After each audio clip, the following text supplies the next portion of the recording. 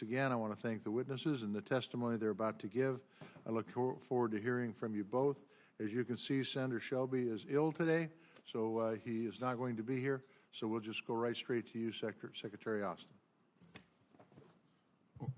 Good morning, Chairman Tester and the distinguished members of the committee. Thank you for the chance to testify today in support of the President's budget request for fiscal year 2023. Mr. Chairman, we're still focused on three key priorities at the Department of Defense: defending our nation, taking care of our people, and succeeding through teamwork. And our budget request helps us meet each one of those priorities. Our budget seeks more than $56 billion for air power platforms and systems, and more than $40 billion to maintain our dominance at sea, including buying 9 more battle force ships, and almost $13 billion to support and modernize our combat credible forces on land. Our budget also funds the modernization of all 3 legs of the nuclear triad to ensure that we maintain a safe, secure, and effective strategic deterrent. Of course, none of these capabilities matter much without our people and their families. So we're seeking your support for a 4.6% pay raise for our military and civilian personnel and other special pay and benefits. We also plan to invest in outstanding and affordable child care, in the construction of on-base child development centers, and in ensuring that all our families can always put good and healthy food on the table. We're also deeply focused on the terrible problem of suicide in the U.S. military. So we're increasing access to mental health care, expanding telehealth capacities, and fighting the tired old stigmas against seeking help. With your support, I've just ordered the establishment of an independent review committee to help us grapple with suicide, to better understand it, to prevent it, and to treat the unseen wounds that lead to it. At the same time, we're working hard to implement the recommendations of the Independent Review Commission on Sexual Assault. We know that we have a long way to go to rid ourselves of this scourge. Our budget seeks nearly $480 million to do just that. This is a leadership issue, and you have my personal commitment to keep leading. You're also seeing how much our leadership matters when it comes to Ukraine. And just last week, I convened the first meeting of what is now the Contact Group on Ukrainian Security, a group of defense leaders from around the world committed to supporting Ukraine after Russia's unprovoked and unjust invasion. Now, that gathering sent a powerful signal that nations of goodwill are intensifying their efforts to help Ukraine better defend itself. And with the help of Congress, the United States has been able to deliver security assistance to Ukraine with unprecedented speed and resolve. And that has made a huge difference on the ground. President Zelensky made that clear when I met him in Kyiv, along with Secretary of State Blinken just over a week ago. Even before Putin started his war of choice, we provided Ukraine with $1 billion worth of weapons and gear through Presidential Drawdown Authority. And since Russia's invasion, the United States has committed some $3.7 billion to Ukraine. But the war is changing, and the coming weeks will be crucial. Our goal is to help get the Ukrainians the capability that they need most right now in the Donbass and in the South. Now, as you know, the President has nearly exhausted the drawdown authority that Congress approved in March. So last week, he submitted to you a $33 billion supplemental request, which will help us continue to meet Ukraine's urgent requirements without interruption. Specifically, we are requesting, as you pointed out, Mr. Chairman, $16 billion for the Department of Defense, which includes $5 billion of additional drawdown authority, $6 billion more for the Ukraine Security Assistance Initiative, and another $5 billion for critical investments to help cover the operational cost of bolstering NATO's eastern flank. I want to thank you for your strong leadership toward our shared goal of helping Ukraine defend itself and supporting NATO. I hope the Congress will quickly approve this supplemental. Now, let me briefly mention a couple of other major efforts that the Department's focused on. As you know, the Department's pacing challenge remains countering aggression and bullying from China. So this budget invests some $6 billion in the Pacific Deterrence Initiative.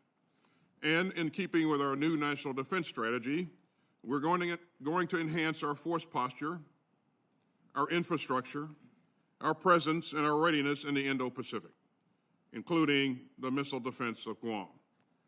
At the same time, we must be prepared for threats that pay no heed to borders, from pandemics to climate change.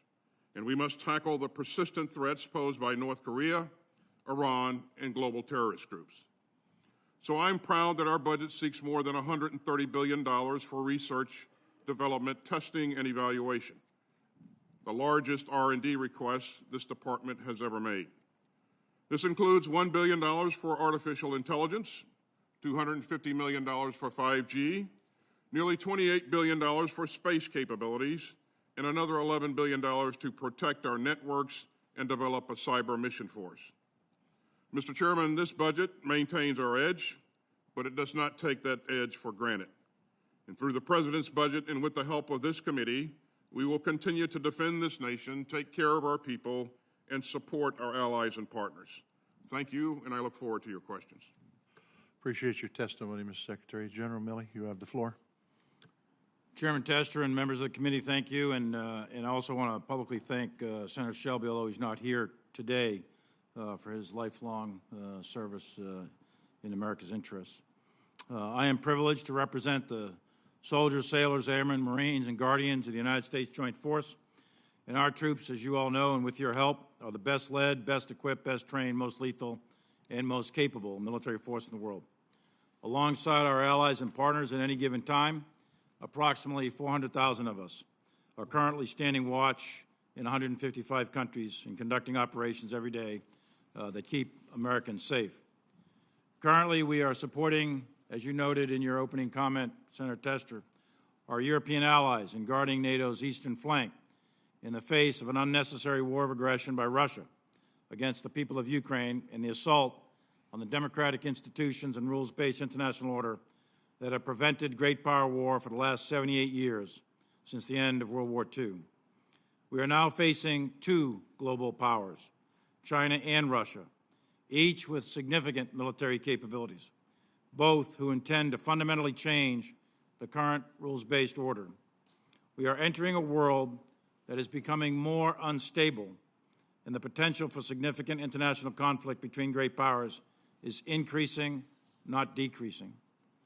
The United States military comprises one of the four key components of national power: diplomatic, economic, informational, and, of course, military, in order to protect the homeland and sustain a stable and open international system. In coordination with the other elements of power, we constantly develop a wide range of military options for the President as Commander-in-Chief and for this Congress to consider. As the U.S. military, we are prepared to deter and, if necessary, fight and win against anyone who seeks to attack the United States, our allies, or our significant or vital national security interests. The Joint Force appreciates the work that our elected representatives do to ensure that we have the resources needed to train, equip, and manage the force in order to be ready. We thank the Congress for increasing last year's fiscal level of military spending, and we look forward to your support for this year's budget. The Joint Force will deliver modernization and readiness to our armed forces and security to the people of the United States at the FY23 budget request of $773 billion. This budget will enable the decisions, modernization, and transformation of the Joint Force in order to set and meet the conditions of operating environment that we expect to encounter in 2030 and beyond, the so-called changing character of war that we have discussed many times in the past.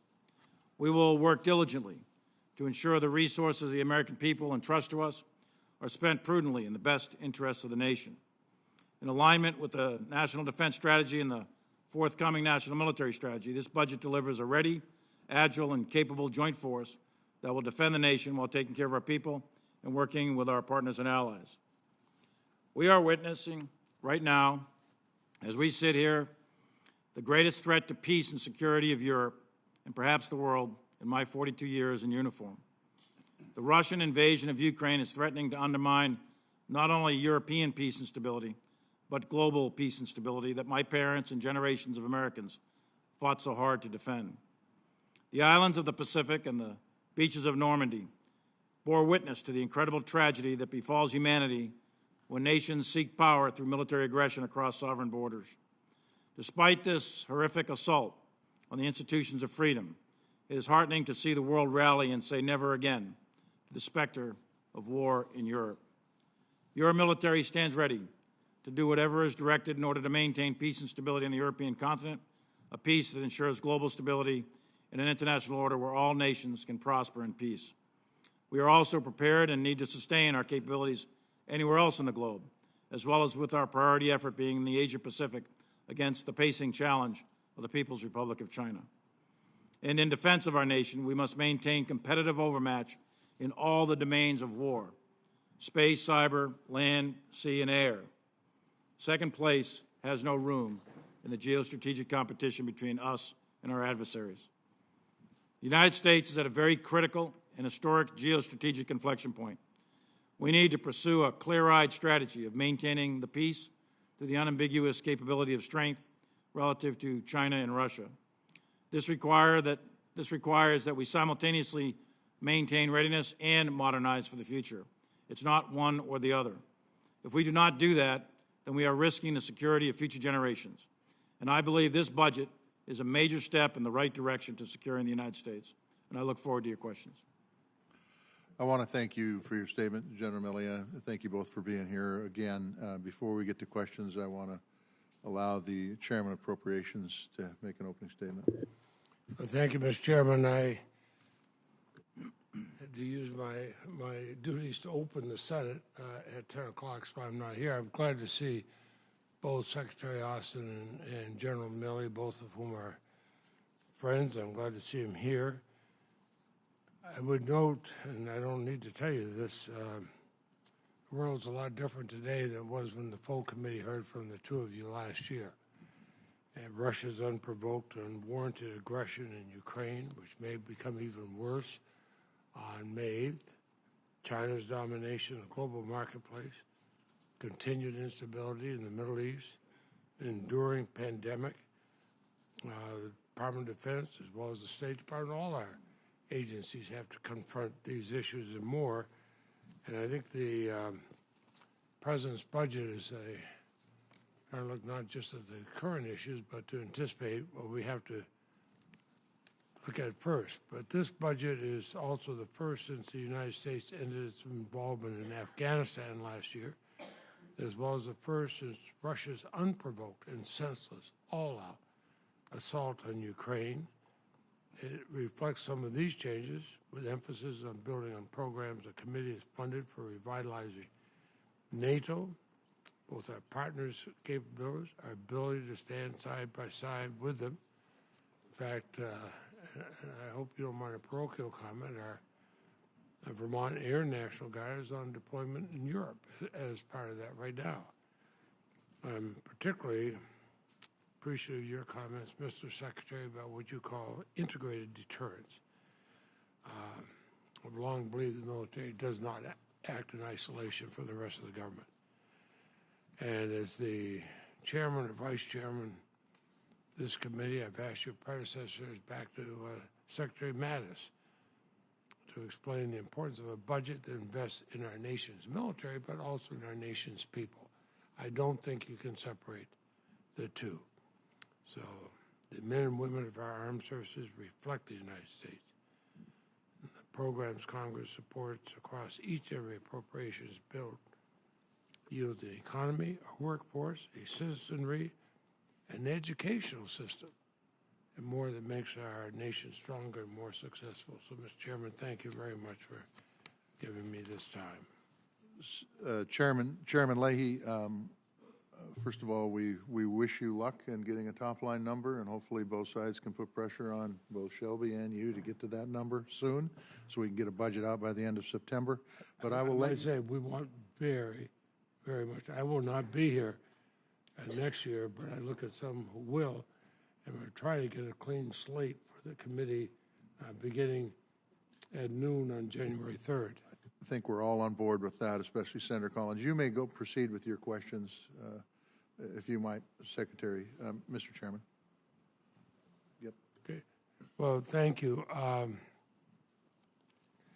Secretary Austin, I've, I've spoken to you privately about this, but you know how much I've appreciated seeing you and Secretary of State Blinken working hand in hand, not only here in the U.S., but on your trips abroad, including the very important one to Ukraine. I think your partnership's been a driving force.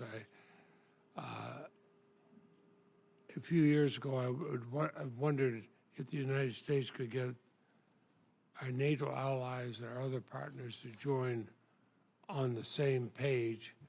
The two of you, President Biden, you've all worked very, very hard, very, very hard to do that, and I think that is so important. Secretary Austin, do you agree that the investments we make in non-defense discretionary spending to ensure the fitness, health, and education of the future force are also essential to our national security? I do, Chairman. Well, we're on the cusp of negotiating a final comprehensive bill that is going to ignite our efforts to be able to compete with China.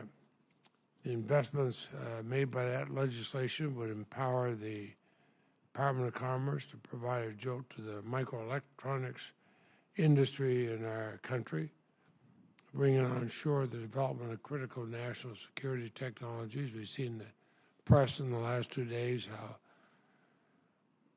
things have slowed down considerably in our country on solar energy, for one, because the reliance on China and those countries they control.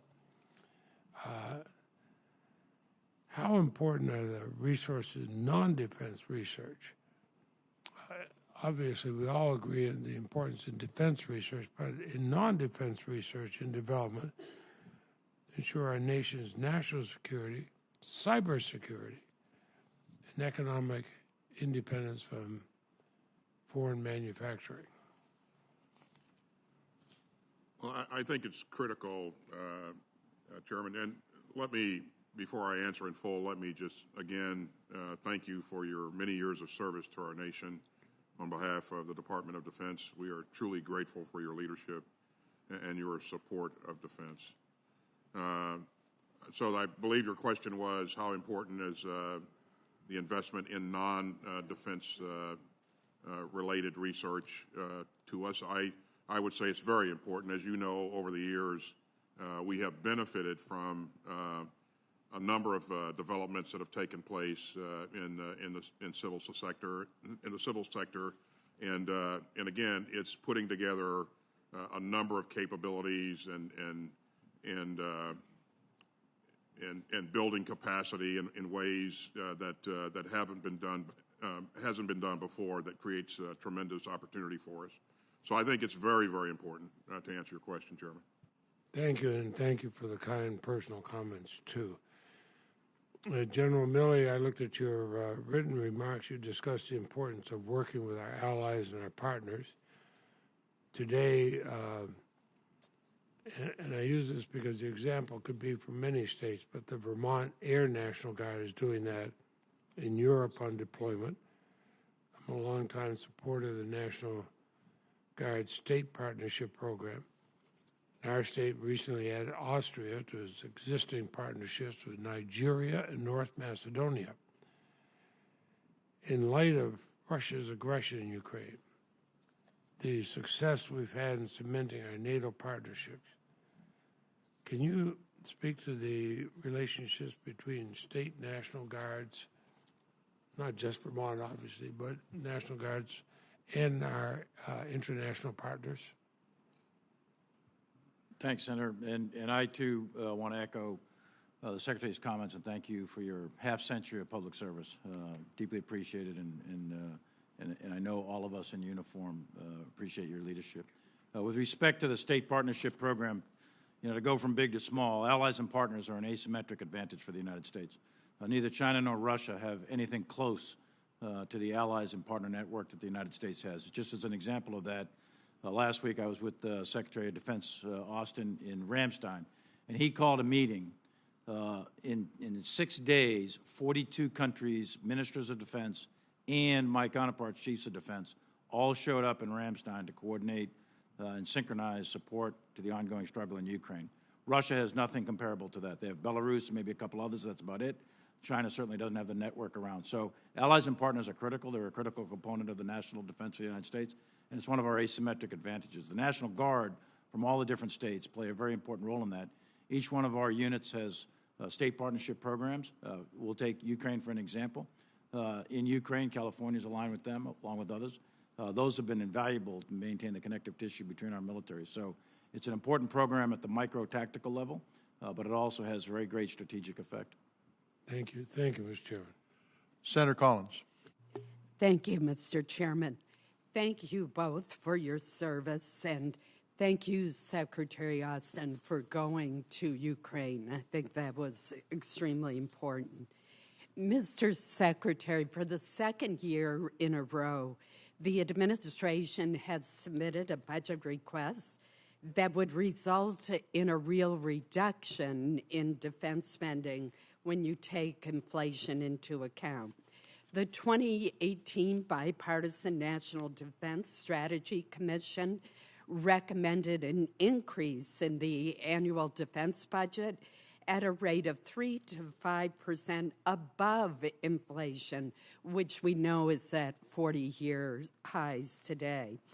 Given the aggressive rate at which China is modernizing its military, and the fact that everywhere we look, we see new threats, including the largest land war in Europe since World War II, I'm very concerned that this budget would result in real cuts in defense spending at exactly the wrong time. If you look at the services and the combatant commands unfunded priorities list that they've submitted, they amount to more than $21 billion. What are the areas in the budget where the department is accepting the most risk? Well, thanks, Senator. We built this budget. First of all, $773 billion is a very substantial budget.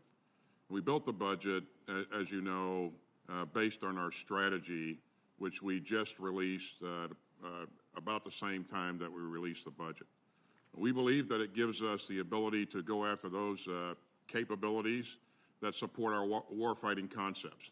And in that strategy, Senator, China is listed as our pacing challenge, and Russia is cited as an acute threat.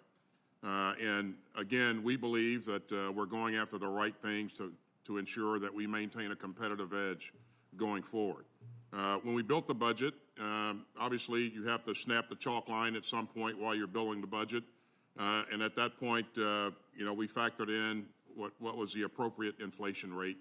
Of course, again, if we're unable to buy the things that we think are essential, we'll come back to the President and ask for more assistance. But we believe that there is significant capability in this budget.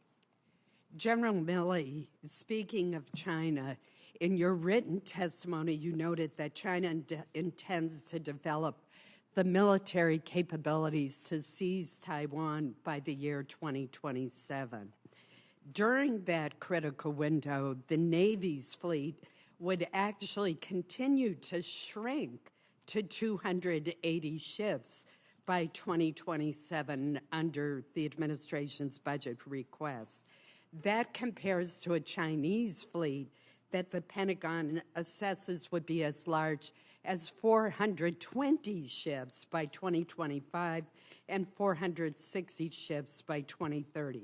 Now, I appreciate the point that you've made that many of our ships are more capable than China's, but as you and virtually everyone I've ever talked to in the Navy has told me, quantity has a quality all of its own. We need to be urgently investing in our shipbuilding capacity and fleet, not going in the opposite direction. There's real risk in relying on capabilities that won't be ready to the 2030s to deter or defeat a Chinese threat that may materialize in the next 5 years. From my perspective, our current shipbuilding trajectory is inconsistent with the Navy's fleet architecture studies done by both the prior administrations and this administration. Are you concerned that the strategy and that this budget is inconsistent with the multiple assessments saying that we need a larger fleet? Yeah, thanks, Senator. The United States is fundamentally a maritime nation, have been from the birth of our nation, and we rely significantly on the sea lines of communication for international trade, et cetera. And we have made, as a matter of policy, a commitment for over 2.5 centuries, freedom of the seas, freedom of navigation, and the right for open investments around the world. That's fundamental. It's part of our DNA. Part and parcel of that is to have a significant, capable fleet, and not just in the Pacific or the Western Pacific, but throughout the globe. So, sure, it would always be nice to have more ships. But the fact of the matter is the most important thing is to have the ships that we do have them in a readiness status, have them with the manning, the training, and the equipping, have them in a very significant readiness status. So that's important as well. And I personally don't want to get hung up on the number of ships versus China versus the United States. It's true, quality has a quantity all its own, but we have allies and partners. China doesn't. The Japanese Navy, the Australian Navy, the other allies and partners that would probably work with the United States, we exercise routinely with them. That would make a significant difference. The other last thing I'd make on relative to Taiwan, it is true that Taiwan or the Chinese President Xi has set an objective to have his military prepared capability-wise. That's not the same to say he's actually going to invade, but to have the capability to seize the island of Taiwan. That is a very tall order, and it remains to be seen whether the Chinese will actually be able to execute that, the Chinese military, whether they will have that capability or not. But that is the target on the wall, 2027. We have to keep that in mind as we go into the future. Thank you. Senator Feinstein. Thank you, Mr. Chairman. Secretary Austin and General Milley, last year I asked about military weapons being lost and stolen, and I want to thank you for your prompt response on that issue. But I have one more. I'd like to raise your awareness of food insecurity in the military, to include active guard and reserve troops. The Washington Post has reported on this problem, and Jamie Lutz at the Center for Strategic and International Studies has also documented that service members face hunger at rates exceeding the general population. The Adjutant General in California has likewise indicated that we have this problem in California. It is most pronounced among junior enlisted personnel, especially those with children. So here's the question. Do you agree that we have this problem of food insecurity? What is its impact on our readiness? And what do you believe the military will do about it? Thank you, Senator. I'll start. Yes, I do agree that we have an issue with, as you pointed out, with our lower-ranking enlisted force. And it is important to me, the health and welfare of our force, our troops and our families, very, very important to me. And you probably heard me talk about this before, and you heard me mention it in my opening statement that we want to make sure that people can put food, good food, healthy food on the table. That's why I've asked you to support me in providing a 4.6% pay raise to the force. Each of the services are making sure that they're doing things to not only help their lower ranking enlisted force, but also making sure that they're teaching them how to helping them learn how to manage finances and other things. So this is a thing that we're focused on at the department level, and I would say that all of our services are focused on it as well. Again, it's very, very important to us. And Senator, I would just add that taking care of our people is critically important for our entire chain of command, and I know it's of great interest to the Congress. That pay raise will go a long way to help. We do acknowledge that that is a real issue. The size and scale and scope, the Secretary's got some folks out there trying to determine exactly what the parameters of that are, but it's real. And no soldier, sailor, airman, Marine should struggle to feed their family. Having a good house over the head, good medical care, good education, a safe and secure environment, and putting food on the table is fundamental. 60% of our force is married, on average 2 children per, relatively young, and we owe it to them. If they're going to put their life on the line for this country, we owe it to them to make sure they're being taken care of, and we intend to do that. Thank you for that. Thank you. Secretary Austin, it was reported last month you spoke with your Chinese counterpart for the first time since becoming Secretary of Defense. I'd like to thank you and commend you for that, and I think it's very important in order to build trust and to solve problems. Could you share with us what you learned from speaking with your Chinese colleague and where you believe this can go? Well, this is, Senator, this is the first of what I hope will be many conversations. But again, we both recognize the importance of dialogue and maintaining open channels. And we both want to make sure that we work together to promote security and stability in the region. And so I look forward to again, engaging him in the future, in the not too distant future. I'm sure I'll see him at the Shangri-La Dialogue coming up in June. So. Yeah, let me just thank you for that. I'm obviously a Californian, and we believe we're in the century of the Pacific, and so these things become very important to the safety and security of the entire West Coast of this country. One last one, it's imperative that Russia not be allowed to get away with aggression and land grabs. And it seems that Ukraine, with the support of the United States, is really showing considerable strength on the battlefield.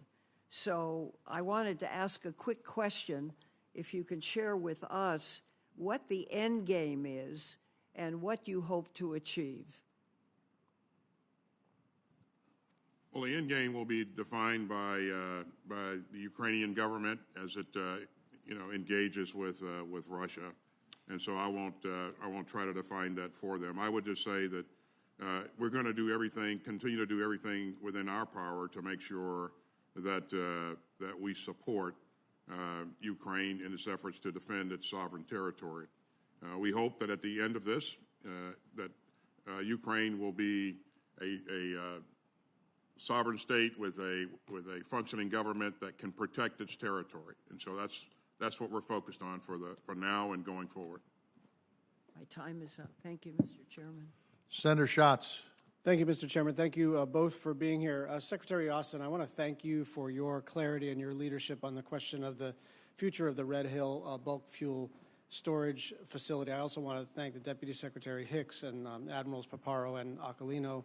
I know up and down the department and the Department of the Navy and the rest of the federal government was deeply engaged. And this was a tough decision, but it was the right decision. And I think you know that, not just from the standpoint of safe drinking water for the state of Hawaii and the residents of Hawaii and your service members, but that it was right for national security. In your own words, centrally located bulk fuel storage of this magnitude likely made sense in 1943, but doesn't make sense for how we operate in the Indo-Pacific today.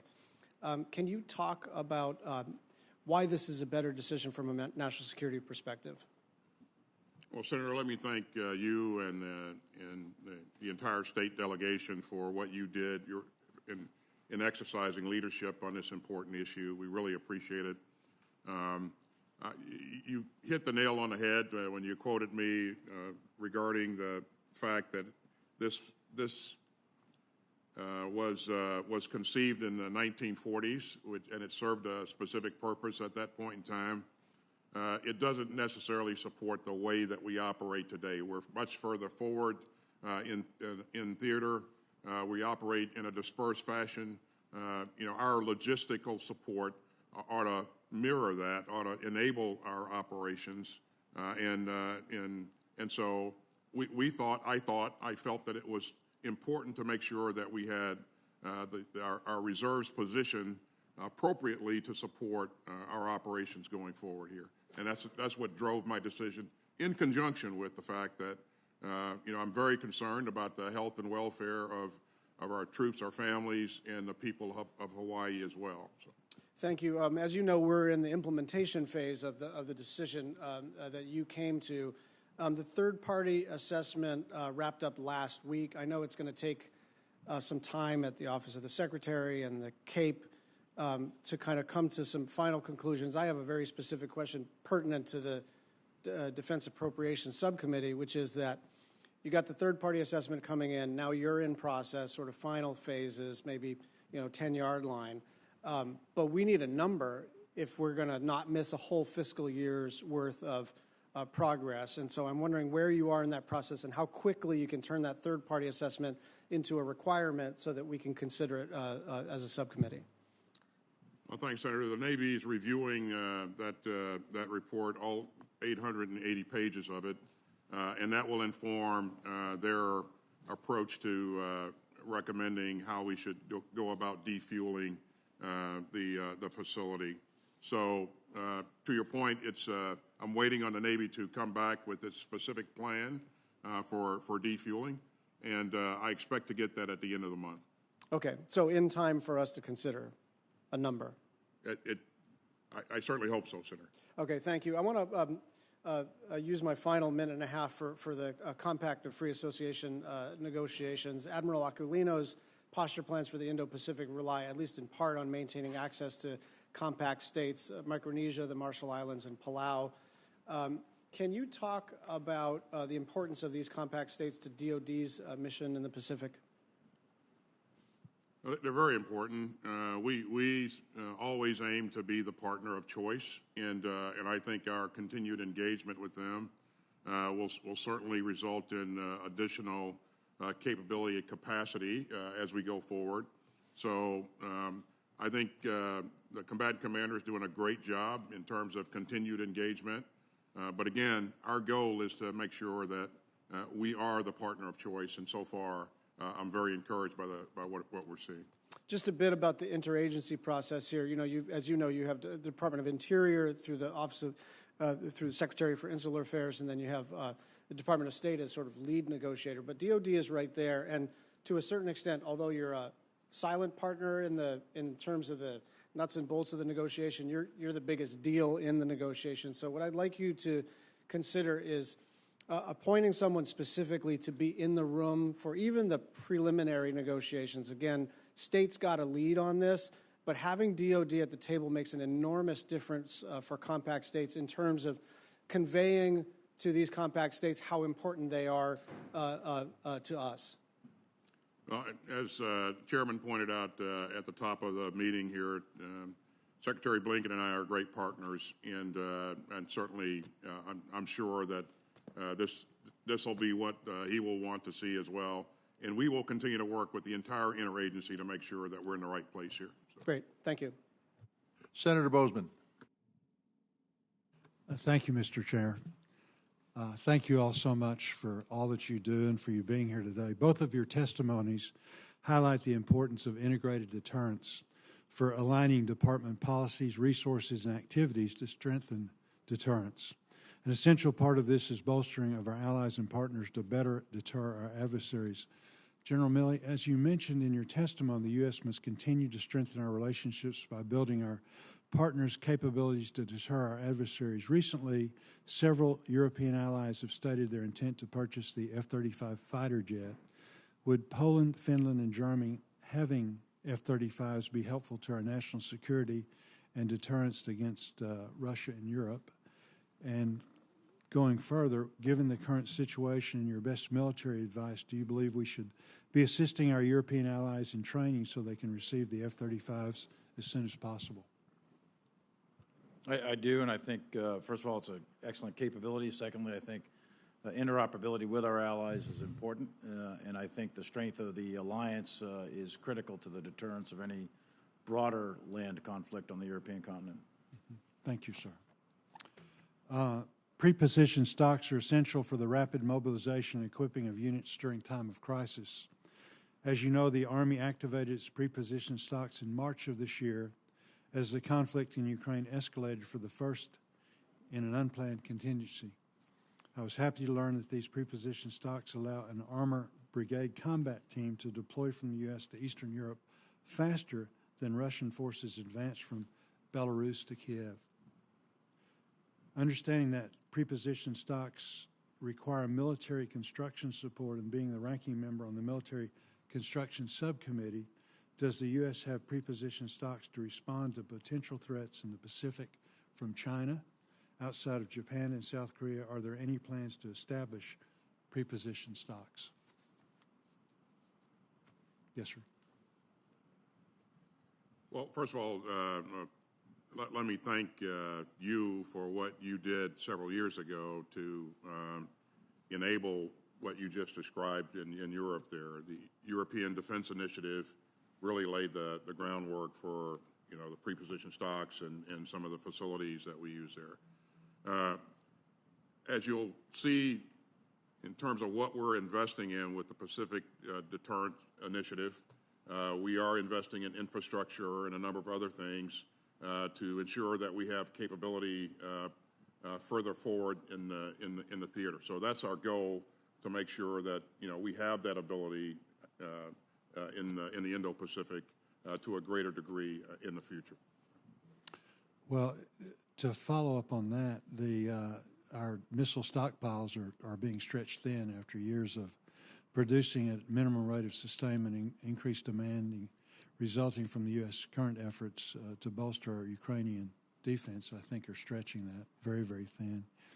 I'm hearing from industry some of the challenges they face with trying to increase production rates while shortening lead times. How critical is it to maintain these stockpiles, and in what ways can the committee support you and industry to help ramp up production efforts to meet demand and replenish our stockpiles? Well, it's very critical to make sure that we maintain what we consider to be our minimum required stockage levels.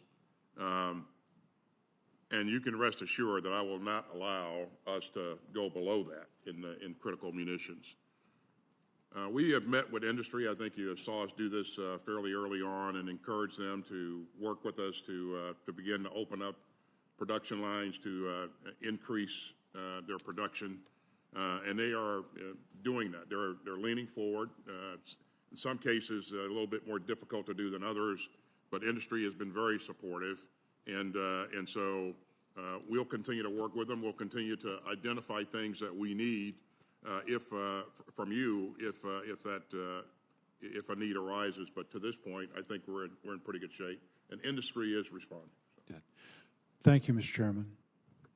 Senator Baldwin. Thank you, guys. Thank you, Mr. Chairman. Secretary Austin, welcome. A healthy defense industrial base is a critical element for our national security. And President Biden issued an executive order in January of 2021 to strengthen Buy America requirements for all federal programs. In July, a notice of proposed rulemaking increased the domestic content requirement from 55% to 60%, with a phased-in increase to 75%.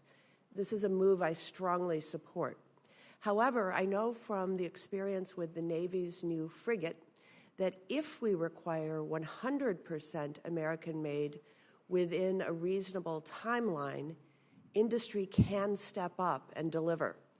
With the frigate, this actually resulted in the onshoring of new U.S. manufacturing. So do you support replicating this success for other defense programs with the goal of hitting 100% American-made, so long as the department has reasonable timelines and reasonable waivers at their disposal? Yeah, I absolutely support making sure that where we can, we invest in America, that we make sure that we have the supply lines available to do the things that you just described. And so you're right. The president has an initiative that he launched a while back, and DOD is a strong partner in that initiative to ensure that we strengthen our supply lines, that we make sure that that we have the critical materials available to build and the types of munitions and platforms that we think we'll need going forward. So yes, I support that. So. Thank you. General Milley, I understand you had a version of this question asked already, so I'm going to try to take it in a little bit different direction. But Ukraine has far exceeded most expectations over 2 months into this most recent phase of Putin's war. I support providing the Ukrainians with the capabilities that they need to defend their sovereignty and hope that we can quickly pass a Ukraine supplemental that fulfills President Biden's request. It's clear that this conflict may extend for some time. As you talk with Ukrainian counterparts, I know you've been asked what a realistic end state is for Ukraine. I'd like to ask a little differently is what does a realistic military success or end state look like for the United States? And how will our security assistance need to change at this new phase in order to support those goals? Thanks, Senator. The end state has been articulated by the President, Secretary of Defense, Secretary Blinken, several different times. And what it is maintain the cohesion of NATO, make sure that Ukraine, at the end of the day, ends up as a free, sovereign nation with the territorial integrity intact. No kinetic war between NATO and the United States and Russia, so no action between our military forces specifically, and continue to support the Ukrainian people with what they need to defend themselves. So that's what we're trying to do.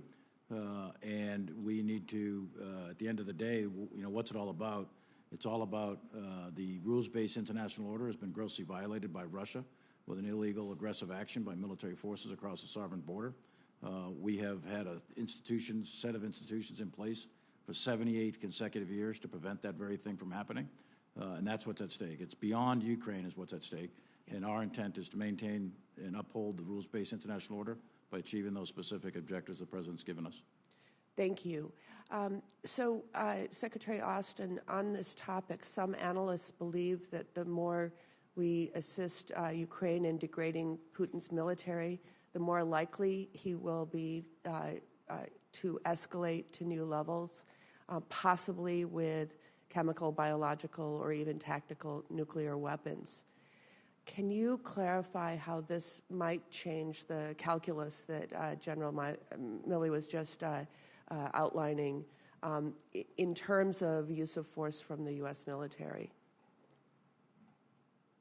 Yeah, there are a number of things that Mr. Putin could do. You could make the case, by the way, Senator, that he's already escalated in terms of the types of things that we see him doing in attacking civilians, destroying cities, towns, and villages, indiscriminate targeting.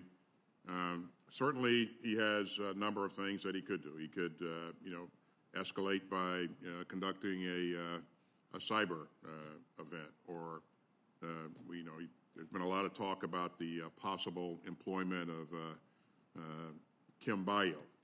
Of course, if he employs a chemical, biological, or weapon, I think he will see a reaction from the international community, and because that's a pretty serious step. And of course, President Biden's been clear about his views on this. So it's possible that he could do that. I certainly hope that he chooses to not do that. Again, I think the international response will be significant. But Senator, he could end this war today. Yes. He chose. This is a war of choice. He could choose to stop fighting and withdraw his forces from Ukraine. And again, this is the decision of one man. And so I would hope that Mr. Putin would decide to do something different going forward. Yes, and I just want to close with, should Putin continue to escalate, is it your expectation that the administration would come to Congress requesting an authorization for use of military force? That's a policy decision that my boss will make, and so I won't get in front of my boss. So. Senator Blunt. Thank you, Chairman, and thanks to both of you for your current and your long service to the country. I'm deeply appreciative, as I'm sure we all are. Secretary Austin, I think McKinsey had a report out last year that indicated that from 2000 to 2021, the defense cost index, the inflation index, ran about 20 points ahead of the CPI during that period of time. Do you think this budget will reflect the world we're in now in terms of replenishing our stock and getting ready for the future? It's about a 5% increase in a inflationary economy. It seemed to me we may not be holding our own, let alone moving forward here. Well, thanks, Senator. Before I answer that question, let me thank you for your service and tremendous service to our country and to the Senate. So, and thanks for your support of the military on behalf of the entire Department of Defense. As I said earlier, when we crafted this budget, we built the budget based upon our strategy.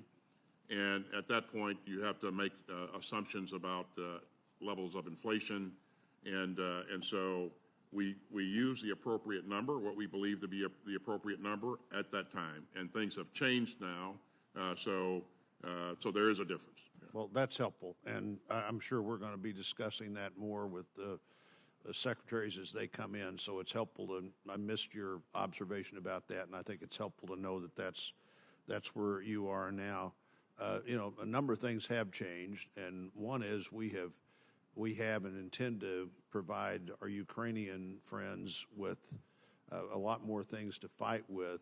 Does this budget at this point anticipate replacing the javelins or the Stinger missiles that we have given or will give to them? It is a substantial budget, in my view, Senator, and it allows us to go after the things that we need to have to support our warfighting concepts and that are outlined in our strategy here. Again, China is listed as our pacing challenge. Russia is listed as an acute threat. The supplementals that you provided us to this point have been very helpful in going after the kinds of things that you mentioned. And again, this next supplemental that the President has asked for your support on will enable us to do what you just described, replenish stocks, and also continue to support Ukraine. But the supplemental funds are really focused on that. Well, to pursue that just a little bit more, I think we've roughly provided 5,000 javelins and 1,400 Stingers. The javelins, that's about a third of our stockpile already provided, and the Stingers about 25% of our stockpile. Is it possible to replace a third of our stockpile, or let's say 50% before we're done here within a year? It certainly is. It's not only possible, but we will do that. We will never go below our minimum requirement for our stockpile. So we will always maintain the capability to defend this country and support our interests. But this will help us to not only replenish our stockpiles, but also replace some of the capability that we've asked our partners and allies to provide. Some of the eastern flank countries early on provided Stingers, and other countries provided javelins upon our request, and so it'll help us do that. Well, I know we'll want to work with you on that. General Milley, let me get in one more question here. I know you're a great student of warfare, and my guess is we've all learned a lot in the last 3 months of assumptions prior to what's happened in Ukraine and what we've seen happen in terms of effectiveness of force or the weapons that are most effective we're seeing in that theater of war. Does this budget yet reflect what you think the next budget should probably reflect in terms of our transition to be sure we're keeping up with the lessons we're learning from modern warfare? It does. It moves us in the right direction for sure.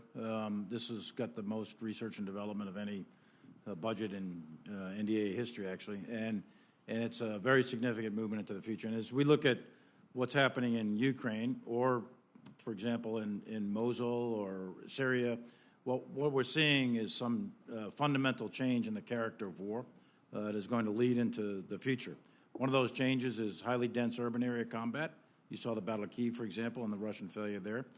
You're seeing the ubiquitous use of precision munitions. You're seeing the use of drones, for example, and unmanned aerial vehicles. You're seeing the very effective use of air defense systems, both SAMs and manpads, to deny the Russians the airspace. And the most effective weapon they've used so far has been anti-tank weapons. And of course, Javelin is what we have, but many of the countries are providing all kinds of NLAWs and Carl Gustavs and RPGs, a wide variety of anti-tank weapons. So the combination of all of that together has led the Russians to not achieve the successes that they thought they would have. And those have direct application, and I think this budget takes into account. But beyond that, this budget also is investing in artificial intelligence, robotics, most of which we're not really seeing in the current battlefield. But we do expect those to be very, very significant players in a future battle, 20, 30 years from now, something like that. Those are going to be dominant technologies at that time. And this budget takes us on that path. Thank you. Thank you, Chairman. Senator Murray. Thank you very much, Mr. Chairman. Thank you to both of you for being here today. Secretary Austin, I want to commend you. I want to commend the work that you have done so far to get Ukraine the equipment and support they need to fight back against Russia's unforgivable attack on their country. And at the same time, I'm glad we're starting to provide more capable systems. And I really urge you to increase those deliveries and provide all the necessary training so Ukrainian forces do have everything they need. Now, I have heard repeatedly from people on the front lines and those involved in the logistics system in Ukraine about equipment that we deliver not reaching frontline units that most need the weapons and ammunition and body armor. There seems to be a number of logistical and institutional issues, including some diversion and hoarding, which are standing in the way. So I wanted to ask you today, what is your assessment of those issues, and how are you working with Ukraine to make distribution of international assistance more transparent and effective so the units on the front lines actually get the equipment that they need? Well, thank you, Senator. This is something that's very important to us at the department and to me and General Milley specifically. And we talk to our counterparts on a weekly basis. And without fail, this is a question that I ask about. We don't have people on the ground to be able to provide accurate feedback on how this equipment is moving and whether or not it's getting to where it's needed most. But the report that we get back from the senior leadership routinely is that it's getting to where it needs to go. But, I won't stop. I'll continue to engage and make sure that we emphasize that it's important that all the stuff we're giving them gets to the right place so that they can be successful. And in addition to that, when I engaged the senior leadership in Kyiv last week, I emphasized the importance of accountability as well. And they acknowledge that this is something that's important and something that they're focused on. Again, without people on the ground to be able to confirm or deny, it's very, very difficult to do at this point. So. Okay, I appreciate that. Turning to home, Secretary Austin, in January, I and many of my colleagues sent you a letter regarding DOD oversight of privatized housing after Balfour Beatty communities pled guilty to defrauding the government. The department's response provided few meaningful answers on how oversight is actually going to improve, and that really needs to change. And on top of that, as you probably know, just a few days ago, the Senate Permanent Subcommittee on Investigations released a report showing that after the period covered by the DOJ investigation, Balfour Beatty continued to fail to remediate mold, failed to make critical repairs, and falsified information in the database DOD uses to calculate their incentive fee. That is really outrageous and really completely unacceptable. In my home state of Washington, Balfour Beatty continues to obstruct building sufficient housing at Fairchild, and along with the shortage of housing in the community where BAH fails to keep up with rent prices, that means that military families are left without housing. Some have been stuck living out of RVs for months now. And at Joint Base Lewis McChord, dozens of families have sued Lincoln Military Housing over really deplorable living conditions. our service members should have access to the best, or at least decent housing, not the worst. Now, we all want to fix this as soon as possible. This budget requests almost $168 million for military housing privatization support. That is $45 million more than last year. Can you tell me, first, what are military families getting out of this funding increase? And secondly, what is your assessment of the private housing companies' compliance since the Plea agreement, and will you hold them accountable for such horrendous abusive conduct? To your last question first, yes, I will hold them accountable, and I expect the service secretaries to hold them accountable as well. And, you know, the health and welfare of our troops, our families, is very, very important to us. And, you know, we put a great deal of emphasis on this, but, you know, obviously this is something that we can never take our eyes off of, and we're not there yet. We put more resources into the budget so we can provide more and higher quality housing. But we're going to have to hold the contractors accountable, and we intend to do that. I intend to do that. So, what are the military families getting out of the funding increase that's being requested?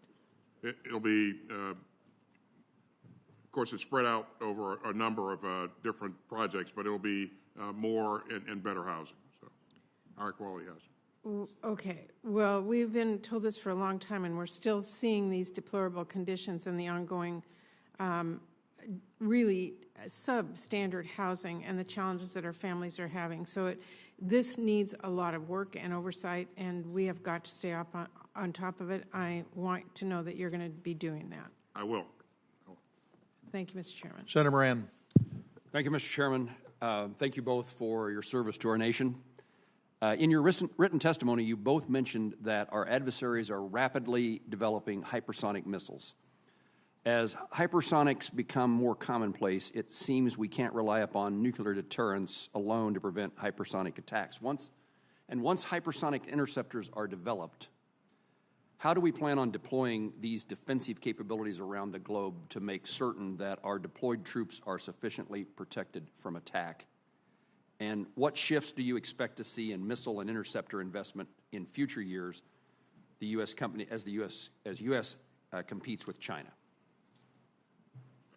Well, hypersonics is important to us, and in this budget, I think you've seen, Senator, that we're investing some $7.2 billion in long-range fires. $4.7 billion of that is focused on hypersonics. And so we continue to develop capability for ourselves, but what's important is that we need to consider the mix, the range of capabilities, the mix of capabilities that we're going to bring on board to support our warfighting concepts. So hypersonics is an important capability, but there are other things that add to this equation as well. In terms of defending ourselves, this is a priority for me, and as soon as we came on board, I tasked my staff to make sure that we pulled the right elements together to make sure that we were pressing forward rapidly to increase our efforts in developing our defenses against the hypersonic threat. You've seen us engage industry on this issue, and we'll continue to press. But you know, we've made some progress, but we have a ways to go yet. What concerns do you have about the hypersonics weapons workforce? What do we need to do to be training and preparing ourselves? What kind of investment in our workforce is necessary? In our private sector workforce. Well, certainly, you know, we've engaged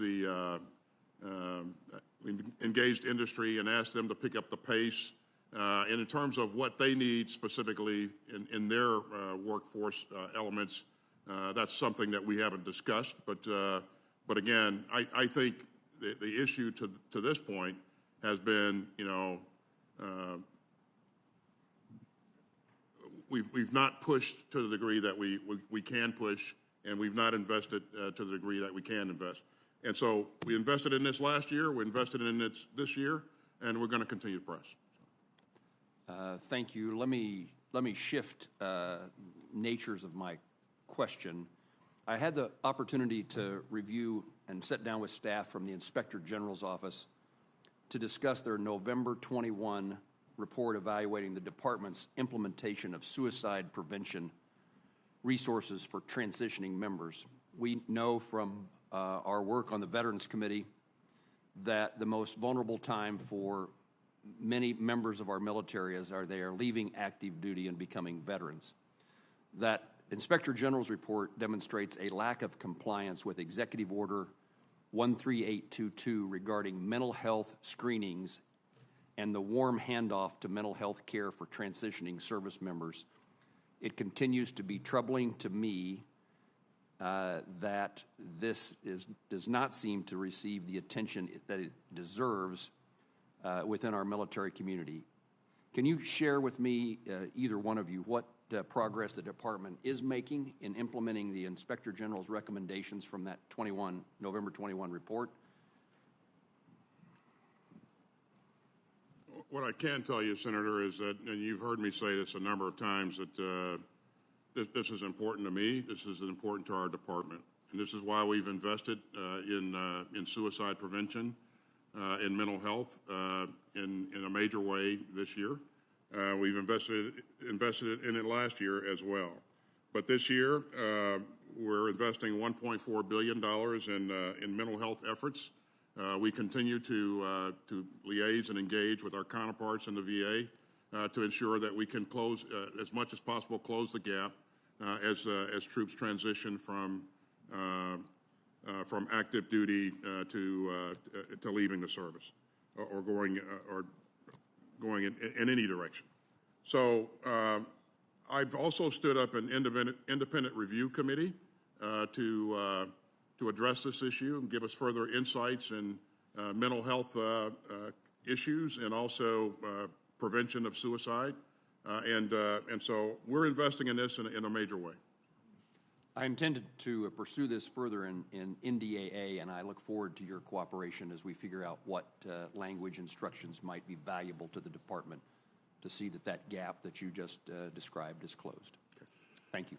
Before I get to Senator Durbin, I just want to add to Senator Moran's question on the transition. We have work to do, and I know you guys aren't necessarily in the position to deal with pushing people out. You want to keep them in, but it is apparent that this is a pretty massive problem, and it's both active military and VA, so I want to thank Senator Moran for that line of questioning.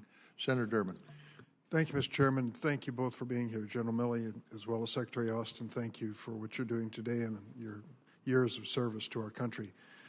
And so those of us who've been in the business of military politics over a period of time are considered to be wise forecasters of what's going to happen.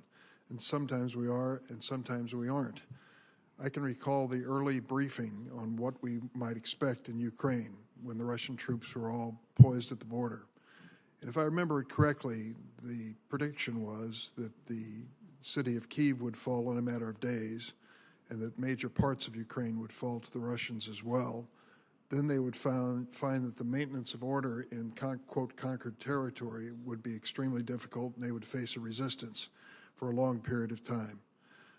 I remember that prediction as we all watched reality unfold. Kyiv today, thank goodness, is still not in the hands of the Russians, though it's under attack, I'm sure. And most of Ukraine has not been conquered by Russia, thank goodness. And they are apparently having a difficult time hanging on to what they currently have and are fighting to extend their reach every day. And I just wonder, we can assess it in many different ways, but certainly the courage and resilience of the Ukrainian people, first and foremost, is the reason for what we see. At least I think so. And I wonder what we've learned about Russia's military strength and what we anticipated they would deliver in the field and what they actually delivered. And I know it's been asked earlier by Senator Baldwin, but a declaration of war, what would that mean in terms of Putin's capabilities in extending his military reach in Ukraine? Secretary Austin? Yeah, with your permission, I'll answer first, and if you want the chairman to respond as well, sir, certainly we'd offer that. We have learned a lot about Russia's leadership at the lower levels, which I think has been very, very key in this in their efforts here. They have modern equipment. They have lots of it. They have a doctrine that really wasn't followed, and so as we saw things unfold on the ground, we saw them not able to support themselves logistically. We saw them make some bad assumptions at the very beginning of this. We saw them fail to integrate aerial fires with their ground maneuver, and just a number of missteps. And I attribute a lot of that to lack of leadership at the lower level. And we saw Russia push its senior officers forward as a result of that, and many of those were killed from being forward on the battlefield. We'll see some of the same mistakes, some of the same weaknesses as they prosecute the fight in the Donbass and in the southern part of the country. But they will learn from the lessons learn from what they did in the early stages of this fight. And we'll see them improve their logistical efforts, and we'll see them improve their massing of fires and that sort of business. But some things they won't be able to correct. So we've learned a lot about their leadership at the lower levels and their level of training. I'd like General Milley to respond, but there was a suggestion that if declaration of war took place, that something would happen automatically under Russian law of conscription. And that suggests to me, as a civilian, that a lot of untrained men in this circumstance might be called into training and exercises that they aren't prepared for, they haven't been conditioned for. That doesn't seem like it would be an immediate boost to their effort. That's exactly right, Senator. He would be able to mobilize more people, but to adequately train those people to be more effective than what we've seen on the battlefield thus far, that's questionable.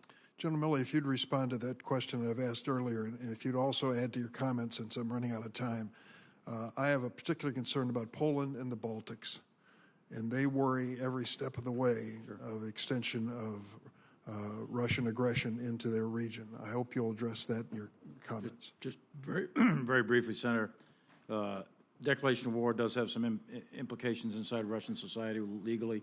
As the Secretary said, it would allow them to mobilize additional forces, but again, training, et cetera, how long it would take for them to get to the front. In terms of the lessons learned, leadership is clearly the key, from Zelensky on down to the lowest private. And as Napoleon taught us a long time ago, moral is to the physical as 3 is to 1. So they are capable. That is probably the most important difference right now between the Russians and the Ukrainians, is the leadership throughout the levels. In addition to that, it's what the Western nations, NATO and particularly the United States, taught their leaders since 2014 about mission command. The Ukrainians are practicing a decentralized, intent-based set of tactics. The Russians are practicing a top-down, very, very top-heavy, directive in nature sort of set of orders coming from the top, which is not necessarily the best thing to do in a dynamic battlefield. The second thing is the effective use of anti-tank weapons has been phenomenal on the part of the Ukrainians. Third is the denial of the airspace, air supremacy and air superiority to the Russians by the Ukrainians, and the effective use of ground air defense systems. Terrain has played to the Ukrainian favor. Intelligence is really important. The Ukrainians have a built-in intelligence system, being the people. So the Russians have walked into an area that is clearly unwelcome to them, and the people have provided a massive amount of intelligence. Plus, we have opened up the pipes, which I'm not going to go into detail here in an open hearing, but there's a significant amount of intelligence flowing to Ukraine from the United States. All of that in combination and many, many more are some of the early lessons learned that have made the difference as what you've seen. In terms of predictions, those were early assessments, and war is a dynamic interaction between competing wills. So between those predictions that you heard in early February and January, a lot of things happened on that battlefield in preparation prior to the invasion on the 24th, not the least of which is an intelligence flow from the United States. And that made a significant difference in outcomes. Poland and the Baltics. And Poland and the Balkans. So Poland is Baltics. Yeah, Poland is clearly, these are all NATO Article 5 allies. As you know, the United States, under the direction of the President, Secretary of Defense, we went ahead and directed U.S. troops So right now you have U.S. troops in Estonia, Latvia, Lithuania, Poland, Romania, Hungary, all the entire belt has U.S. troops in there, and that was done immediately in order to reinforce the NATO Article 5 deterrence posture of the United States and to assure our allies that they're not going to be left alone. So that is a critical component, as the President has said many, many times, as members of Congress have said many, many times. Article 5 matters. It's a Senate-ratified treaty, and the United States will not give up. We'll protect every inch of NATO territory. Senator Graham. Thank you, Mr. Chairman. Thank you both for coming. General Austin, this budget request, is it a 4% increase?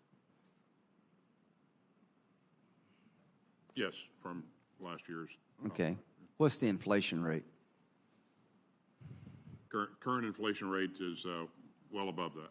So. Okay. So this budget doesn't keep up with inflation, number one. Percentage of GDP spent on defense, what percentage does this budget represent?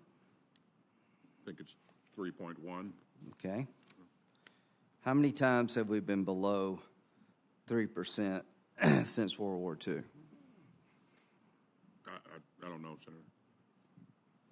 Well, you need to look it up. 1940, 1999, 2000, 2001. In the 10-year window, the fiscal year defense plan in year 10, 2032, what percentage of GDP will be spent on defense? In the 10-year window? Yeah, FY 32. The trajectory we're on, where will we be in FY 32? We should be a bit above where we are right now. Now we're at 2.4% if the numbers I've been given are right. So over time we spend less historically than we've ever spent. And given the 10 years that I'm looking at, I don't see a real peace dividend out there.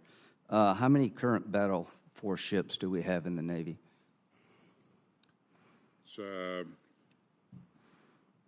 We have 296. 293. We have 11 aircraft carriers. How many ships does China have? I think the latest number was around 400. Yeah, 355. They're going to 422 by the end of, 460 by 2030.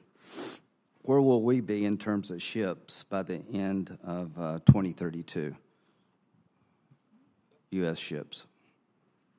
It's 280. So the bottom line is we're on the wrong path here, from my humble opinion. We're spending below inflation. The Chinese are increasing their Navy. By 2032, we'll have, these numbers are right, we'll have 280 ships below what we have today. GDP spent on defense will be at 2.4%. I don't know what kind of world we're looking at out there, but you're seeing a different world than I am. And I hope we, in a bipartisan way, can correct this, because I think in really many ways this is dangerous. Afghanistan. General Milley, I think you and Secretary Austin said last year that we could expect in the next 2 to 3 years threats to the American homeland emerge from Afghanistan. Is that still accurate? I still believe that to be a correct assessment, yes. Has it moved one way or the other? We're seeing initial indications, as you have seen in the media as well, and you're privy to some of the intelligence, which I won't go over here, but ISIS and other groups are trying to put themselves back together. They have not succeeded yet, and they have not yet presented a threat to the U.S. homeland, but we are watching that very, very closely. And if they raise their head and do present a threat, then we'll take appropriate action. Is our over-the-horizon capability to monitor Afghanistan sufficient? I think we have room to improve, to be sure. We do have I don't want to do over-the-horizon anything capability. right. Unclassified here, but our ISR presence in Afghanistan, I think you'll be shocked to know what it is and where it's headed. To both of you, you advocated for troops to remain in Afghanistan. Is that correct? It's the president's decision, but that was the position of both of you. Is that correct? I want to be clear, Senator. I support the president's decision. I know, but the recommendation you gave, I want to be clear, was it would be better off to have a residual force. Is that accurate?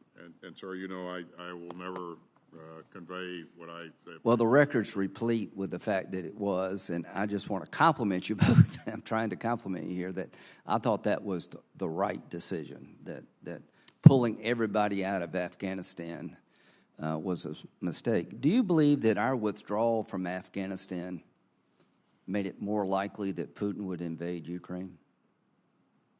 I think that President Putin made his decision to invade Ukraine long before we pulled out of Afghanistan, to be very, very candid. Why didn't he do it before? Why didn't he do it before? Yeah. I think he was preparing the force. Last year, he ran a very, very large exercise and in getting the force ready. Why did they invade Crimea when they did? In 2014? Yeah. I can't answer that question right Well, now. I think it's because I've got a theory here. Say again? That, with all due respect, that Afghanistan sent the worst possible signal to our adversaries and our allies. President Biden and Secretary Blinken have said they have no regrets regarding our withdrawal from Afghanistan. Secretary Austin, do you have any regrets?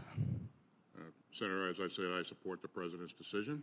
Okay. And again, What about you, General Milley? I deeply regret the loss of 13, 11 Marines, 1 sailor, and 1 soldier. Yeah, I do too. I regret the loss of everybody we've lost over there and all the wounded. But do you have any regrets in terms of our national security, that maybe we made the wrong decision? Senator, I'm a soldier, and I execute the decisions that I'm told to make. And I don't think at this point it's helpful for me to express regret or not. Fair enough. So I want to work with you both. Chairman Durbin's been great on Ukraine. We want to do more, not less. We want to send a signal we're in it to win it. And I appreciate the robust response. It's getting better every day. So thank you both. In terms of the budget before us is inadequate to the threats we face, and over time is a disaster, and I'd like to fix it. Thank you. Senator Hoeven. Thanks, Mr. Chairman. Question for both of you. What weapon systems does Ukraine need, and need the most and need the soonest that they don't have? What they've asked for, Senator, is long-range fire capability, and we're providing that, as you've seen, with most recently 90 155 systems. And they're capable of using them, or do they need to be trained on them? They're using them now. They're using them as we speak. We, as you may know, we took a number of troops out and trained them up very quickly on 155s, put them back into action, and they are employing those weapon systems now. They have the ammunition that we're providing them, and other countries are providing them 155 capability as well. They've also asked for armor capability, tanks and armored vehicles, and countries in the region are providing that. And as we witnessed in our meeting that we held in Ramstein a week ago, countries like Canada and Germany are stepping up, providing armored vehicle capability, and so their capability overall is increasing. And again, they put the stuff that we provided them to very good use, in addition to the UAVs that we're also providing. General, same question. Yeah, same thing, Senator. I talk to my counterpart literally every other day, and we work very, very hard to get him what he thinks he needs. Long-range fires, specifically cannon artillery and rocket artillery. They were used to using the old Soviet model 152 artillery. Ammunition became a problem, so we're moving to a NATO standard. So the United States and many of our allies and partners are providing him with multiple battalions worth of 155 cannon and the ammunition to go with it, plus the radars, plus the fire direction center, the entire package for effective use of fires. That's the most important thing right now in the current fight. Secondly is to continue to sustain them on anti-tank weapons, very effective, anti-aircraft weapons, ground-based, either SAMs and or man-pads. Those are probably the top three, and then the number 4 would be his ground maneuver capability of tanks and mech infantry vehicles, which many countries are now helping to contribute as well. So those would be the top 4. There's a whole laundry list below that, but those are the top 4. Looking at what the Ukrainians have done to the Russian tanks with our javelins, do we have something that is going to ensure that the tanks we provide are able to defeat that same type of shoulder-mounted threat and truly be effective? The tanks that have been provided to them, Senator, have been tanks that they are accustomed to using, and that they have the maintenance capabilities to maintain. So we've seen tanks, a number of tanks being provided by countries like Poland and others that are in the neighborhood. And again, Russians don't have something that approaches the Javelin, so that's. All right. So then, next question: have we fully utilized the funds that we've already provided, such that you need this, and when do you need this supplemental? And have we really focused on the lethal aid versus getting other things in this $33 billion supplemental? Yeah, we absolutely have focused on the lethal aid, Senator, and we're at the very end of our drawdown capability here. So we're very quickly going to run out of funds. So. Okay. General, did you have anything to add to that? No, I think it's clear to me that the monies that Congress has provided is overwhelmingly in support of lethal aid. There's no question about it. It's almost all lethal aid, actually. I'm switching gears here, more along the lines of Senator Graham. Are you both, this is a question for both of you, are you both fully committed to upgrading, updating, and modernizing our nuclear triad, and is the funding in this budget adequate to do that? $34 billion allocated to that effort in this budget. And yes, Senator, I am absolutely fully committed to modernizing the triad. 100%. It's the number one priority in this budget, and it'll have to be sustained over time in future budgets. But that has ensured the protection of the United States for many, many years, and we need to reinvest and recapitalize it. It's number one. Thank you. I appreciate that and agree 100%. Final question. Are you familiar with Skyrange, for developing the Skyrange system to test hypersonics as a way to actually do it rather than lining up naval ships and trying to do it? And do you support it, including using the Global Hawks for that purpose? I am familiar with it, Senator, and yes, I do support it. And again, the Air Force will continue to work to make sure that the right capabilities are in place to support that effort. Same. Thank you. Appreciate it. Senator Murkowski. Thank you, Mr. Chairman. Gentlemen, thank you both for your leadership. We appreciate it at all times, but certainly at these very, very difficult and challenging times. I want to just follow on Senator Hovind's comments about hypersonics. We are in a unique position, as you know, in Alaska in providing the only location of supporting both short and long-range hypersonic weapons testing within the country, just because of where we are with the unique geographic location. Nobody in the way down there for the most part. And I know that this is something that, General Milley, you have spoken a lot about with regards to China's hypersonic weapons testing ability. Just very briefly, whether or not you're looking at the Aleutians for this in terms of opportunity for testing. Yes. In conjunction with our spaceport there in Kodiak as the short answer is yes, and hypersonics are an important weapon in an entire array of weapon systems. As you know, the Russians have already fired hypersonic weapons in Ukraine. I do want to caveat that, though, but it is the key to it is in its name. It is very, very fast, and there's no effective defensive weapon against it per se to shoot it down. So the key, as Senator Moran had asked earlier, the key is to shoot the archer, not the arrow, and to get at the system at its launch sites. The other key from protection standpoint is not only the integrated air missile ballistic defense system, but it's also the tactics of the units. So units are going to have to be, as we move into this changing character of war in the future, units and organizations and equipment are going to have to be smaller, faster, much more hidden in the sense of not quite totally invisible, probably never get there, but we need to be very, very difficult to find on a battlefield.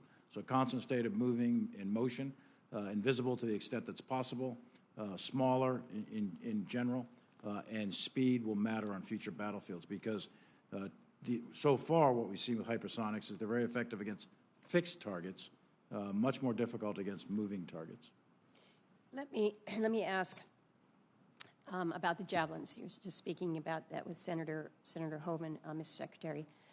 And we've been working with a constituent of mine. He's an Army Special Forces vet. He's been in Ukraine training ground forces for the past couple months. He has facilitated several requirements letters from the Ukrainian Ministry of Defense verifying the need for Javelin training kits, including the head of Ukrainian Defense Intelligence. So I understand these documents have been pushed to your office. Obviously, the Javelins have the ability to significantly help Ukrainian forces, but what we're hearing is that the new Ukrainian troops are not provided adequate training to operate these $200,000 weapons systems. I was looking at an article that came out just a week ago now with regards to the training aspect of it.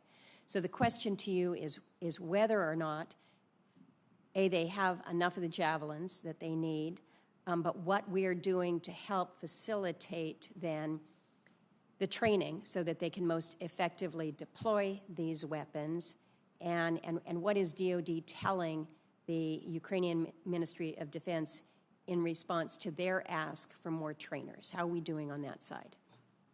First of all, thank you, Senator. I would highlight that we have taken, at this point, several hundred troops out of Ukraine, trained them in other countries on artillery, operation of UAVs, and other things, and they've been reintroduced into the fight. So training is something that we're doing, but the issue is that in my engagements with the Minister of Defense, and I think also with the Chief of Defense and the Chairman, the issue of specific issue of training on Javelins has never come up. But if they raise that issue, certainly we stand ready to train them. If it is a requirement, and since you brought it up, no doubt it is, we'll go back and check with them again. And the people that they need to train, we stand ready to train them. And we're pushing training kits into country as well. I will be happy to follow up and provide you with the information that we have on this, and I thank you for that. Then just very lastly, and this doesn't require a response, but this is with regards to Arctic operations. You'd be disappointed if I didn't raise it with you, but I am thankful that you have stressed the importance of supporting Arctic operations, the training, the equipment of our joint forces in this important region. I know you've got good progress that we have made with regards to the Ted Stevens Arctic Security Studies Center in Alaska, the first Deputy Assistant Secretary of Defense for Arctic Affairs. You've got NORTHCOM tasked with an Arctic security assessment, so there's a lot coming on in this way. I understand there's a report coming up. We'll look forward to reviewing that and being there to support you in all those efforts, but truly appreciate the heightened level of engagement in this very important part of our responsibility. Thank you, Mr. Chairman. Thank you, Senator Murkowski. I'm going to take my question time now. Fellows, we've been at this for about an hour and 37 minutes, which is a little longer than I had anticipated, but it's a big budget, and it's worth every question to be asked. And I just want to start by thanking you guys for what you're doing. I mean, the truth is $700 to $73 billion. You're going to have people come in saying it's too much. You're going to have people coming in saying it's too little. As you've already pointed out, Secretary, you have to snap the shock line somewhere. That's a good analogy. And I just appreciate the work that you've done, because anybody can pick holes in it. Anybody can pick holes in it. And to talk about where we're going to be in the next decade, 10 years from now, is pretty interesting, because you have to have people around you nimble enough to know whether we're even going to need ships or tanks, or if it's going to be fought in outer space, or if it's going to be fought in the cyber realm, wherever it's going to be fought. And the truth is, if you screw up, we're all going to have opinions and we're going to beat the crap out of you. And so you've got to do what's best for this country and best for the people who are served under you. And I just want to thank you for that. Talking about the area of decommissioning, divesting, it's always a challenge. You've always got people in the Senate that don't want to see certain things go away. But I want to talk about a proposal to get rid of ships that, quite frankly, we just put into service. In fact, some of them aren't even totally put into service yet, the Littoral combat ships. How much confidence do you have in the analysis that these things just aren't fit for the fight? I'm I'm very confident, Chairman. Again, I think you hit the nail on the head there. We're looking to acquire capabilities that are relevant in the future fight and survivable. The earlier variants of the ship that you mentioned did not live up to expectations. It's very expensive to maintain, and so we've made the decision that it'd be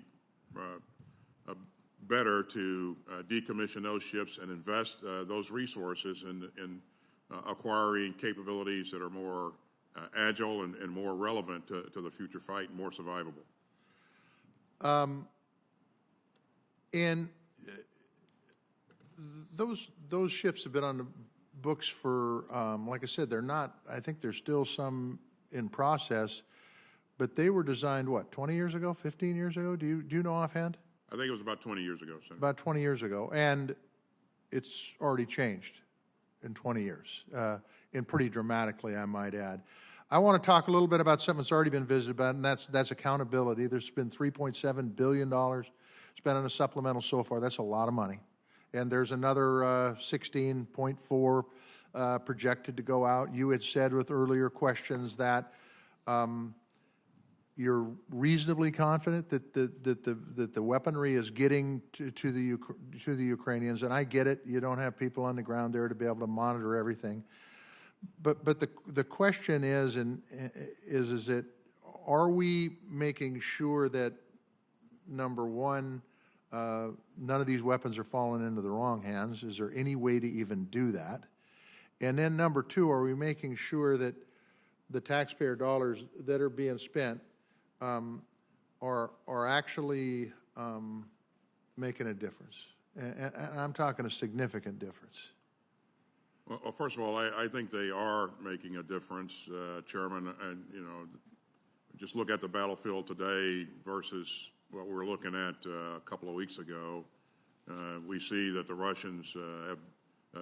Ukrainians have defeated the Russians around Kyiv, and they've moved back.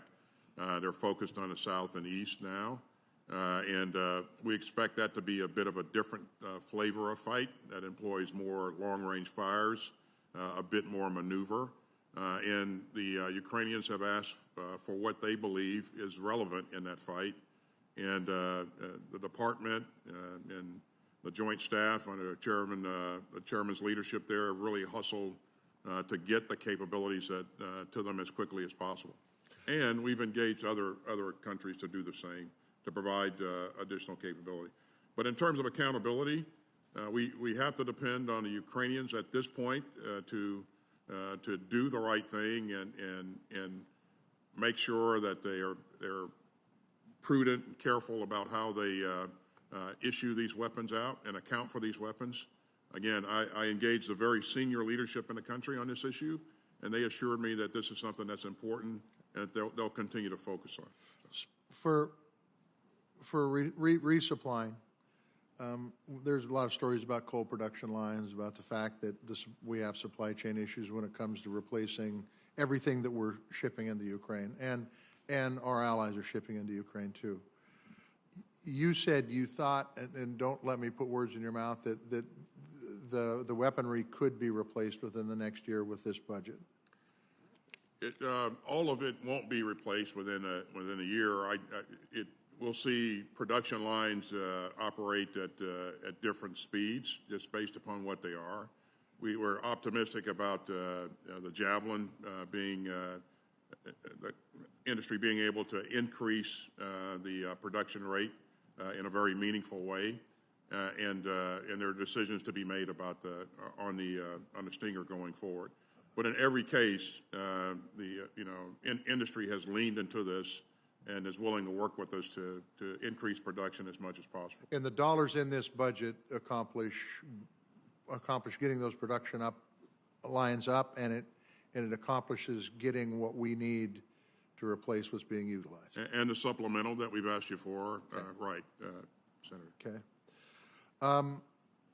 In the opening statements, and this is for you, General Milley, I believe asking for $130 billion in R&D spending. That's $10 billion over 2022, $12 billion over the previous year.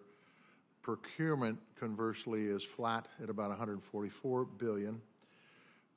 For years, R&D has been used in mature and prototype technologies like AI, like hypersonics, which are important if we're going to compete, particularly with China. So, when will they become real programs and widely fielded? My concern is that we're prototyping everything to death and it never gets to the field. Is this a concern you have, number one, General? And number two, can you give me any sort of expectations when we might see some of this stuff come to reality? I think the time window, and again, I agree with your comment about predicting 10, 15 years out, but we do know the broad outlines, or at least we think we know the broad outlines of the future operating environment in this changing character of war. And these programs will need to be online, fielded, in the hands of the force, in the hands of the joint force, inside of 10 years, if we are going to have an opportunity to be superior to our adversaries, specifically China. The programs I'm specifically talking about are artificial intelligence, robotics, hypersonics. There's a wide variety of these technologies that are coming online. But in addition to that, it's more than just the technologies. The joint warfighter concept, we have to get that on the street. We've got to make sure that our organizations, our doctrines, and our talent management are all adjusted. We've got to shift this military from its current state that we're in, and we have to bias the future. We have to make some predictions, as risky as that can be, as to what warfare will look like in the 2030s and 2040s, and we've got to move this organization in that direction. If we fail to do that, we'll be condemning generations to come to be on the losing side of a war. We can do it. We're capable of doing it. This budget puts us on that path. Okay, and so that's good to know. That's good enough. One last question, then I'll let you guys go. Mr. Secretary, the 2022 National Defense Strategy, it does continue to highlight China as our most consequential strategic competitor and pacing challenge. Is the Russian invasion of Ukraine caused you to rethink the department's priorities laid out in the NDS? And will that have budget implications if the answer is yes? It is not, Chairman. As you look at the strategy, you see we characterize Russia as an acute threat. And the capabilities that we're going after to support our competition with China are very, very relevant to what we're seeing and potentially will have to do in an extreme case with respect to Russia. And we're a part of the strongest alliance in the world with NATO. It's not only our capability that's relevant there, but it's also the capability of all of our allies. So what we're going after is relevant to both areas of competition. Thank you both. I just want to acknowledge that Senator Shelby's statement will be a part of the record, and let him know that we missed him here today, and we look forward for him to return very, very soon. Everybody has theories. Everybody has 20/20 hindsight, and I can tell you, just as a statement for the record, some can say that the pullout of Afghanistan was a mistake. I think it was a decision that had to be made that, quite frankly, could be questioned either way. If we'd left troops there, it would have been questioned. If we'd have pulled out troops, we could be questioned. But to say that Putin invaded Ukraine because of the pullout of Afghanistan is the most bizarre thing I've ever heard. It was just his theory, so I got mine. I think the reason Putin invaded Ukraine is because President Trump empowered him to do such. I don't expect a response from you guys on that, but this is absolutely ridiculous. I want to, once again, appreciate your guys' testimony here today. Senators may submit additional written questions, and we ask that you respond to them in a reasonable period of time, in other words, as quick as you can. This Defense Subcommittee will reconvene on Tuesday, May 10th at 10 a.m. to hear from the Secretary of the Army and the Army Chief of Staff. This committee stands in recess.